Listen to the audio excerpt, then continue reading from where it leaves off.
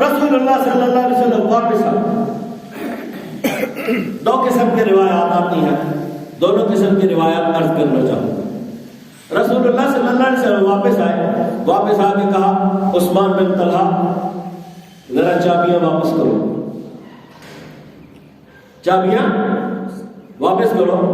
میں نے وہ چابیاں اٹھا کر رسول اللہ صلی اللہ علیہ وسلم کو واپس کر،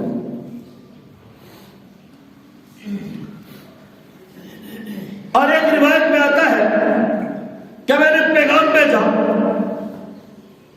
عثمان بن طلحہ کو، وہ آئے، میں نے کہا چابیاں نکالو، ہمیں واپس کرو۔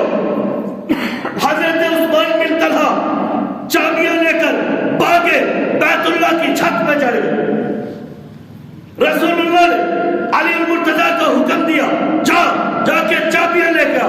تعبیر حکم نے علی المرتضیٰ پیچھے گئے اور جا کے عثمان بن طلحہ سے چابیاں چھینی اور چھین کر رسول اللہ صلی اللہ علیہ وسلم کی خدمت میں لے کر آئے۔ اور ادھر رسول اللہ نے چابیاں پکڑی، بیت اللہ کو کھولا اور بیت اللہ کے اندر چلے گئے۔ عثمان بن طلحہ بیت اللہ سے اترے اور بیت اللہ کے دروازے میں کھڑے ہوئے۔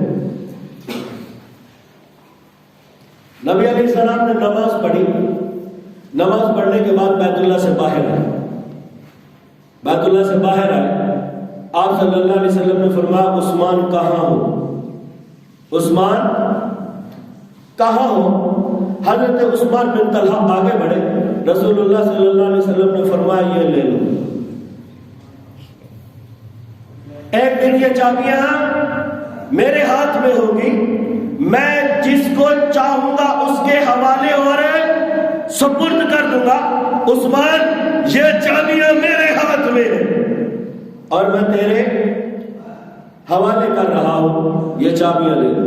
حضرت عثمان نے چابیاں پکڑی، نبی علیہ السلام نے فرمایا جو تم سے یہ چابیاں لے گا وہ تم پہ ظلم کرے گا،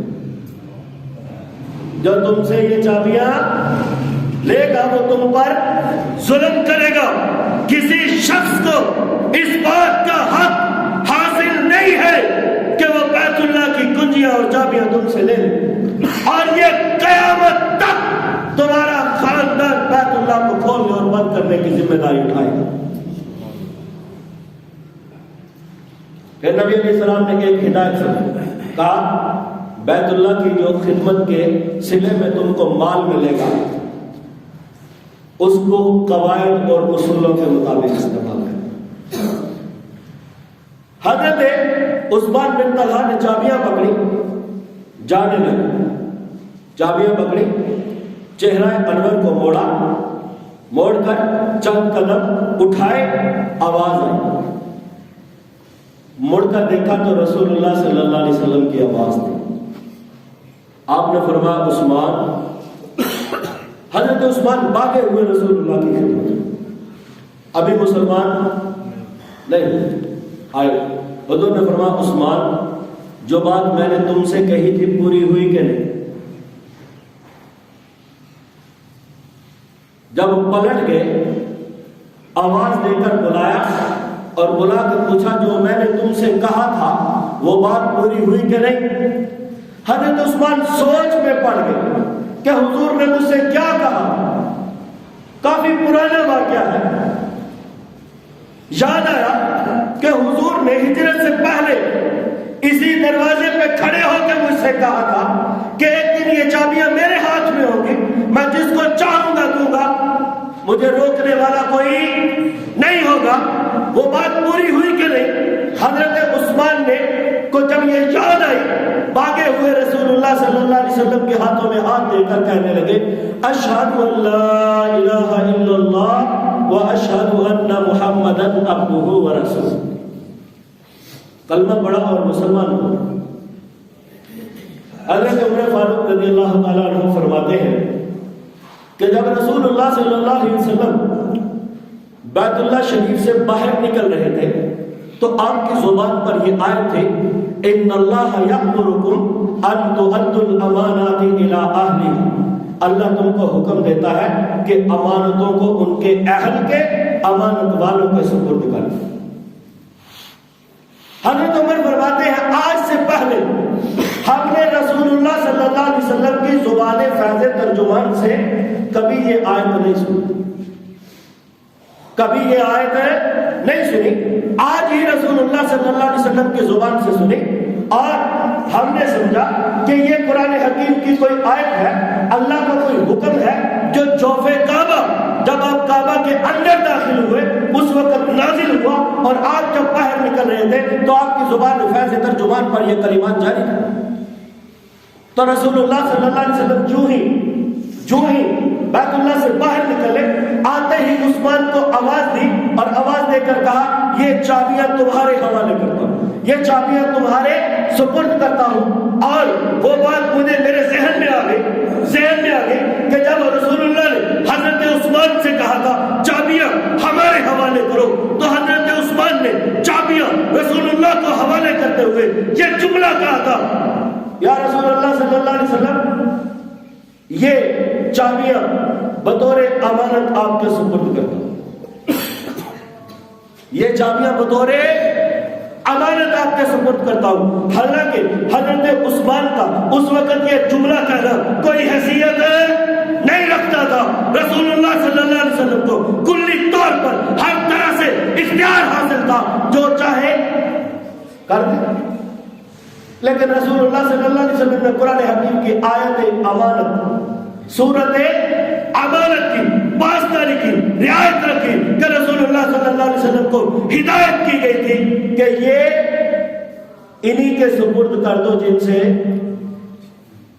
انہی کے سپرد کر دو جن سے، حالانکہ اس سے پہلے ایک درخواست موجود ہے، حالانکہ اس سے پہلے ایک درخواست موجود ہے کہ جب رسول اللہ صلی اللہ علیہ وسلم نے بیت اللہ کی چابیاں لے لی تو آپ کے چچا حضرت عباس موجود ہیں، آپ کے چچا زاد بھائی حضرت علی المرتضیٰ موجود ہیں، تو آپ ان دونوں حضرات نے رسول اللہ صلی اللہ علیہ وسلم سے ایک درخواست کی، اے اللہ کے نبی صلی اللہ علیہ وسلم، سقایت الحاج، حاجیوں کو پانی پلانے کی ذمہ داری ہمارے پاس ہے، صدانہ کی ذمہ داری ہمارے پاس ہے، اب یہ کنجی برداری کی ذمہ داری بھی ہمیں مل جانی چاہیے، لہذا آپ جو ہے وہ بیت اللہ کی چابیاں، بیت اللہ کی کنجیاں ہمارے سپرد کر دیجیے۔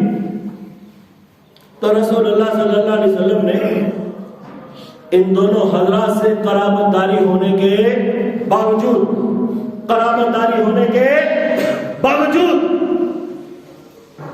اور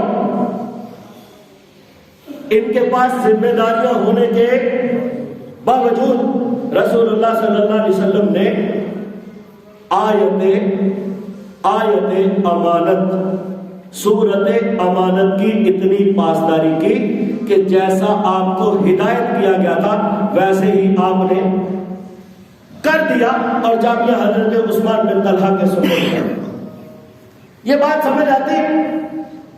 یہاں پہ سوال موجود ہے، یہاں پہ سوال موجود ہے، کہا جا رہا ہے کہ ہم ذمہ دار بھی ہیں، ہمارے پاس پہلے بھی ذمہ داری موجود ہے، آپ ہمیں ایک ذمہ داری اور دے دیجئے، اس کے باوجود ذمہ داری ملتی نہیں ہے، اور ایک وہ مقام ہے جہاں پہ ذمہ داری مانگی نہیں گئی ہے، پھر بھی رسول اللہ نے ذمہ داری دی، اور وہ مصلح رسول ہے، اور وہ مصلح رسول ہے کہ آپ نے اپنی زندگی کے آخری بیماری کے انجام میں مصلح صدیق اکبر کے حوالے کیا ہے، اور وہاں پہ حضرت علی کا استفسار، سوال، مطالبہ کچھ موجود نہیں ہے، اس کے باوجود رسول اللہ نے وہاں پہ ذمہ داری ان کے حوالے نہیں کی ہے، اگرچہ قرابت داری ہے، وہاں بھی حضرت عباس زندہ ہے، حیات ہے، وہاں بھی حضرت علی زندہ حیات ہے، اور وہاں پہ مطالبہ بھی اس کے باوجود حضور نے نہ وہاں پہ دیا نہ مطالبہ ہونے کے باوجود دیا۔ ہمیں اپنا عقیدہ درست کرنا، ہمیں اپنا عقیدہ درست کرنا ہے، ہم نے شریعت کے مزاج کو سمجھ کر اس پہ چلنا ہے، ہم نے افراد کے مزاج کو نہیں سمجھنا، اس لیے کہ افراد کا مزاج دن میں اور ہوتا ہے، شام جہاں مل جائے اور تگڑی ہو، جہاں مل جائے اور تگڑی ہو پلیٹ بریانی کی، عقیدہ بھی بدل گیا، مذہب بھی بدل گیا، سوچ بھی بدل گئی۔ بھائی ہم دھکے کی چوٹ پہ کہتے ہیں یہ کام حرام ہے، ہمیں جتنا مرضی لالچ دو کروا کے دکھاؤ۔ یہ موقف اور نظریہ ہوتا، یہ موقف اور نظریہ نہیں منبر پر عوامی پلیٹ فارم پہ کھڑے ہو کر کچھ کہو، اور جہاں پہ تگڑی پلیٹ مل جائے وہاں پہ چل کے وہاں چلے جاؤ اور عقیدہ بدل کر، نظریہ سوچ بدل ڈالو۔ ضلالت تمہاری ہے، ضلالت ہے تمہاری ہے۔ لاکھوں نے زور لگایا، رشوتیں بھی دی، الزامات بھی لگائے، الزامات بھی لگائے، اور الزامات سے بڑھ کر جو کر سکتے تھے کر لیا، لیکن ہماری سوچ اور نظریے کو بدل رہے ہیں۔ اور الحمدللہ میں اللہ رب العزت کی توفیق سے کہتا ہوں، اللہ رب العزت کی توفیق اور مدد ہمارے ہمیشہ مرتے دم تک شامل حال رہے۔ ان لوگوں کا ہمیں کوئی بوجھ نہیں، یہ الٹے بھی لٹک جائیں میرے نظریے کے خلاف نہیں جا سکتے، الٹے بھی لٹک جائیں ہمارے نظریے کو جھکا۔ میں کہہ رہا ہوں قرآن حکیم کی یہ آیت جس موقع پر نازل ہوئی یہی واقعہ ہے، یہی واقعہ ہے، لیکن اس آیت میں بڑی وسعت ہے، اس کے مفہوم میں بڑی وسعت ہے۔ قرآن حکیم کی آیات کا شان نزول کے ساتھ خاص ہے نہیں، ہر آیت اپنے شان نزول کے ساتھ خاص ہے نہیں ہے۔ اگر ہر آیت اپنے شان نزول کے ساتھ خاص ہو جائے تو بہت سے احکام، بہت سے اوامر، بہت سے نواہی جو ہے ان پر عمل کرنے سے ہم محروم رہ جائیں۔ اگر ہم خاص مان لیں کہ یہ آیت، یہ حکم فلاں موقع کے لیے تھا، فلاں جگہ کے لیے تھا، فلاں لوگوں کے لیے تھا، فلاں قبیلے کے لیے تھا، تو پھر اس پر عمل کرنا ہمارے لیے ممکن نہیں رہے گا۔ یہ تو ان کے لیے تھی، ہمارے لیے نہیں ہے۔ اس لیے ہر آیت جو ہے وہ اپنے شان نزول کے ساتھ خاص ہے نہیں ہے، اس لیے کہ ہر آیت کا، ہر حکم کا، ہر امر کا، ہر نہی کا کوئی نہ کوئی شان نزول ہے، اس میں وسعت۔ اور دوسری طرف ہماری عوام یہ سمجھ بیٹھی ہے کہ امانت کی صورت یہ ہے کہ کچھ مال، کچھ متاع، کچھ مال و دولت اٹھا کر کسی کے پاس حفاظت کے لیے رکھ دیا جائے، اس کو امانت کہتے ہیں، اس کے علاوہ کوئی امانت نہیں۔ لیکن حقیقت یہ ہے کہ اگر اسی کو امانت سمجھ لیا جائے، مال و دولت کو، سامان اور متاع کو، اور روپے پیسے کو دولت سمجھ لیا جائے، تو یہ امانت کے مفہوم کے ساتھ خیانت ہو۔ ذرا غور کیجئے قرآن حکیم کی آیت پر، ان اللہ یأمرکم ان تؤدوا الامانات الی اہلہا۔ یہاں پر اللہ رب العزت نے امانات، واحد کا صیغہ امانت استعمال نہیں کیا، بلکہ امانات جمع کا صیغہ استعمال کیا ہے، اور تاکہ معلوم ہو جائے جس کو ہم امانت سمجھ رہے ہیں صرف وہی امانت ہے نہیں ہے، بلکہ ہر وہ چیز امانت ہے جس کا کسی نہ کسی کے ساتھ کوئی تعلق ہو، جس کی حفاظت کرنا اور اسے اس کے مالک کی طرف لوٹانا، جس کی حفاظت کرنا اور جس کا اس کے مالک کی طرف لوٹانا، مالک کی طرف اس کی ادائیگی کرنا لازم ہو، وہ امانت کہلاتی۔ ہر وہ چیز جس کی حفاظت کرنا اور اس کو اس کے مالک کی طرف لوٹا دینا امانت کہلاتا ہے۔ مثلا عالم کے پاس علم امانت ہے، عالم کے پاس علم امانت ہے۔ اگر عالم علم بیان نہیں کرتا، کھول کر مسائل کو بیان نہیں کرتا ہے، تو وہ خیانت کرتا ہے۔ فرمایا بادشاہ منصب اقتدار پہ بیٹھ کر اگر قوم کے ساتھ انصاف نہیں کرتا ہے تو خیانت کرتا ہے۔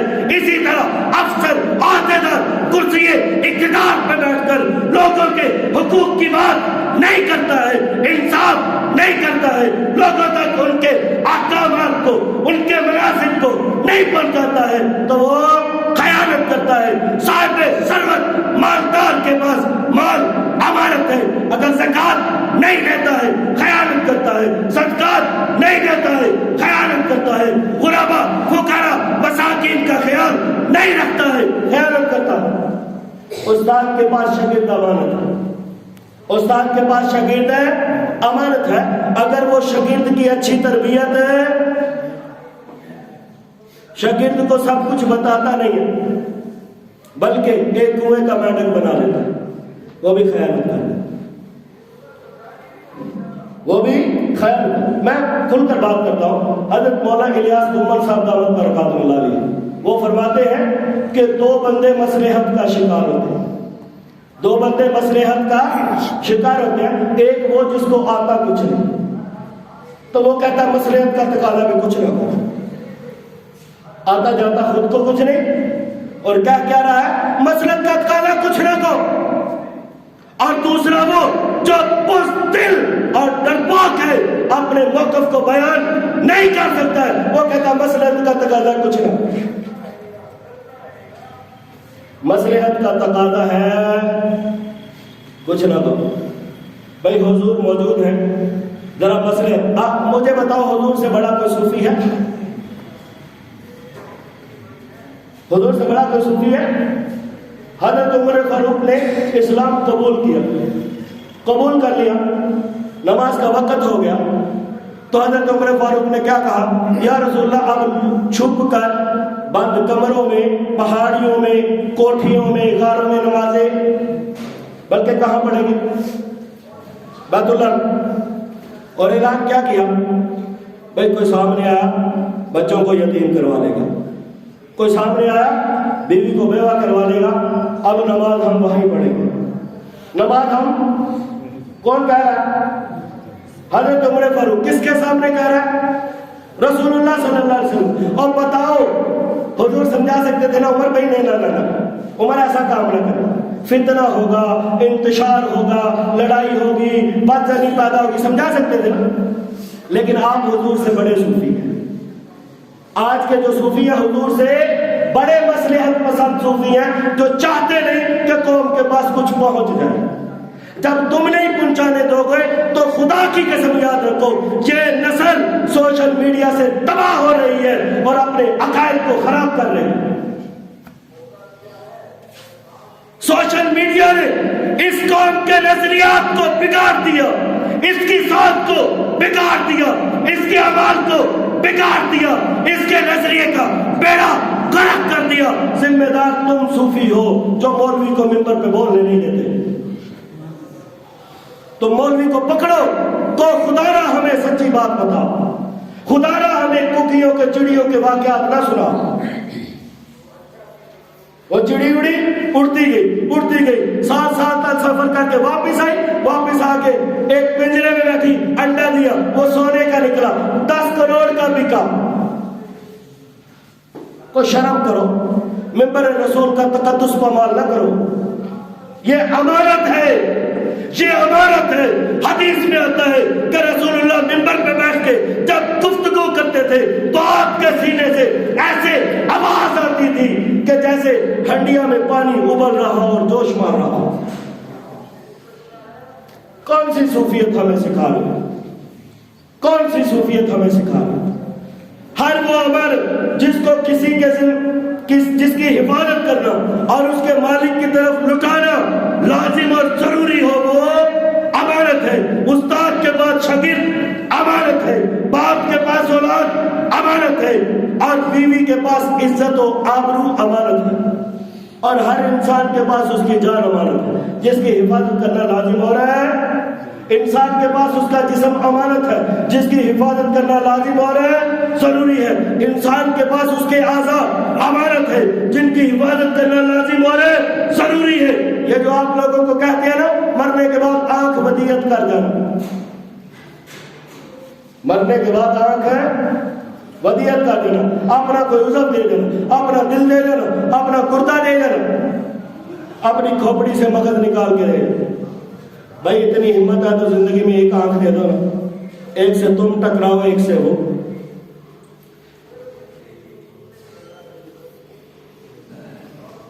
ان اللہ یأمرکم ان تؤدوا الامانات الی اہلہا، اللہ نے تمہیں حکم دیا ہے کہ جو امانتیں تمہیں دی گئی ہیں ان کو واپس اسی طرح لوٹاؤ، واپس اسی طرح لوٹاؤ۔ اس جسم پر میرا کوئی حق نہیں ہے، ان اعضاء پر، اس جان پر میرا کوئی حق نہیں ہے، یہ میرے پاس امانت ہے، اور اگر میں اس کو اسی طرح اللہ کے سپرد نہیں کروں گا تو خیانت کروں۔ ذرا سمجھیے، ذرا سمجھیے اس بات کو، ذرا سمجھیے۔ انسان کو بڑا گمنڈ ہوتا ہے اپنی جان پر، انسان کو گمنڈ ہوتا ہے اپنی جان پر، اپنی قوت شنوائی پر، اپنی قوت گویائی پر، اپنی قوت بینائی پر، اور اپنی قوت عقل پر۔ یہ سب کچھ اسی کا دیا ہوا، اس کا نہیں، اس کا پھر بھی کیا کہتا ہے سب کچھ ہے، پھر بھی کیا کہتا ہے سب کچھ ہے میرا ہے۔ اس انسان کو رب نے اختیار نہیں دیا کہ اپنے آپ کو گولی مار دے، اس انسان کو اختیار نہیں دیا اپنے آپ کو چاقو مار دے، اس انسان کو اختیار نہیں دیا گیا اپنے آپ کو ہلاک کر دے، اس انسان کو اختیار نہیں دیا گیا اپنے آپ کو زخمی کر دے، اس انسان کو اختیار نہیں دیا گیا کہ اپنے کسی اعضاء کو کسی دوسرے کے سپرد کرے۔ اگر کوئی انسان اپنے آپ کو ہلاک کرتا ہے تو وہ کیا کرتا ہے؟ وہ کیا کرتا ہے؟ خودکشی۔ وہ کیا کرتا ہے؟ خودکشی۔ اور خودکشی اسلام میں ناقابل معافی جرم ہے، خودکشی اسلام میں ناقابل معافی جرم ہے۔ اللہ کے نبی صلی اللہ علیہ وسلم نے فرمایا جس کسی نے اپنی جان کو ہلاک کیا اسے عذاب دیا جائے گا، جس طرح اس نے اپنی جان کو ضائع کیا جہنم میں بھی ایسے ضائع کرتا رہے گا۔ اگر کسی نے زہر پی کر خود کو ہلاک کیا اسے زہر پلایا جاتا رہے گا، کسی نے پہاڑ سے گرا کر خود کو ہلاک کیا تو اسے پہاڑ سے گرایا جاتا رہے گا، اور اگر کسی نے چھری مار کے خود کو قتل کیا تو اسے چھری مار کے قتل کیا جاتا۔ اللہ کا قرآن کہتا ہے وَلَا تُلْقُوا بِأَيْدِيكُمْ إِلَى التَّهْلُكَةِ، اپنے ہاتھوں کے ساتھ اپنے آپ کو ہلاکت میں مت ڈالو۔ لیکن ایک دوسری جگہ ہے، ایک دوسری جگہ ہے جہاں انسان دیوانہ وار اپنی جان لے کر میدان میں کود پڑتا ہے، جان کی حفاظت نہیں کرتا، جان کی پرواہ نہیں کرتا، اس کے سامنے ایک ہی نظریہ ہے اعلاء کلمت اللہ، اور دشمن کی شکست، اسلام کی فتح، جان بھی دیتا ہے، اعضاء بھی کٹواتا ہے، جسم کے ٹکڑے ٹکڑے بھی کرواتا ہے، وہاں پر اللہ فخر کرتا ہے، اور اللہ کی غیرت گوارا نہیں کرتی کہ اسے مردہ کہے، اللہ کی غیرت گوارا نہیں کرتی کہ اسے مردہ کہے۔ اللہ کہتا ہے وَلَا تَقُولُوا لِمَن يُقْتَلُ فِي سَبِيلِ اللَّهِ أَمْوَاتٌ بَلْ أَحْيَاءٌ وَلَٰكِن لَّا تَشْعُرُونَ، جو اللہ کی راہ میں جان دے دے، جو اللہ کی راہ میں خون بہا دے، جو اللہ کی جان راہ میں ٹکڑے ٹکڑے ہو جائے، کسی کو اجازت نہیں ہے کہ اسے مردہ کہے، کسی کو اجازت نہیں ہے کہ اسے، اور یہاں بھی تو انسان خود کو مارتا ہے، یہاں بھی تو خود کو مارتا ہے، وہاں بھی خود کو مارتا ہے، جہاں اللہ کے ہاں رتبہ پاتا ہے وہاں اللہ کے ہاں مجرم ٹھہرتا۔ فرق کیا ہے؟ میدان جنگ میں کودا، دشمن کے سامنے سینہ چوڑا کر کے کھڑا ہو گیا، اس نے گولی ماری، کامیاب، گولی ماری باعث ثواب، مر گیا باعث ثواب، باعث مرتبہ، باعث بلندی ہے، اور یہاں خود کو مار لے باعث جرم۔ کیا فرق ہے؟ دنیا والے کہیں گے دیکھو جی اس نے خودکشی کی ہے، کسی پہ ہاتھ تو نہیں اٹھایا، کسی کو تکلیف تو نہیں دی، کسی کو قتل تو نہیں کیا، کسی کی جان تو نہیں لی، اپنے آپ کو دکھ پہنچایا ہے، اپنے آپ کو تکلیف پہنچائی ہے۔ تو ہم کہتے ہیں وہ بھی ہے جو میدان جہاد میں کود پڑا اور اس نے بھی تو کسی کو کچھ نہیں کہا، اس نے بھی تو اپنی جان کو تکلیف پہنچائی ہے، اپنی جان کو نقصان پہنچایا ہے، اپنی جان کے ٹکڑے ٹکڑے کروائے ہیں، وہ اللہ کی نظر میں بلند کیوں ہے؟ یہ اللہ کی نظر میں گرا ہوا کیوں ہے؟ اس لیے کہ یہ جان اللہ کی امانت ہے، یہ جسم اللہ کی امانت ہے، یہ اعضاء اللہ کی امانت ہے۔ اگر اللہ کے حکم کے مطابق میدان جہاد میں کافروں کے سامنے ہے، جسم ٹکڑے ٹکڑے ہوتا ہے، باعث ثواب ہے، باعث اجر ہے، اور اللہ کے ہاں اس کو مردہ کہنے پر پابندی ہے۔ اور اگر انسان خود کو مار لے تو اللہ کہتا ہے کہ جان میری امانت تھی، جسم میری امانت تھی، اعضاء میری امانت تھی، اور میں نے اس کام میں استعمال کرنے کی اجازت نہیں دی تھی، میرے حکم کی خلاف ورزی کی ہے، اور جو میرے حکم کی خلاف ورزی کرتا ہے وہ میری نظر میں گر جاتا ہے۔ اور جو اللہ کا حکم مان کر جان دے گا وہ بلند ہوگا، وہ اٹھتا چلا جائے گا، اٹھتا چلا جائے گا، اس کے خون سے خوشبو آئے گی۔ اور جو اللہ کے حکم عدولی اور نافرمانی کر کے جان دے گا وہ ہماری اپنی نظروں میں گر جائے گا۔ ہم کہتے ہیں کہ اس کا جنازہ نہ ہو، ہم بھاگتے ہیں، کتراتے ہیں کہ اس کے جنازے میں نہ جاؤ، اس نے اللہ کی امانت میں سرعام خیانت کی ہے۔ یہی فرق ہے کہ یہ جان ہمارے پاس امانت ہے، یہ زندگی ہمارے پاس امانت ہے، یہ اعضاء، یہ جسم ہمارے پاس امانت ہے۔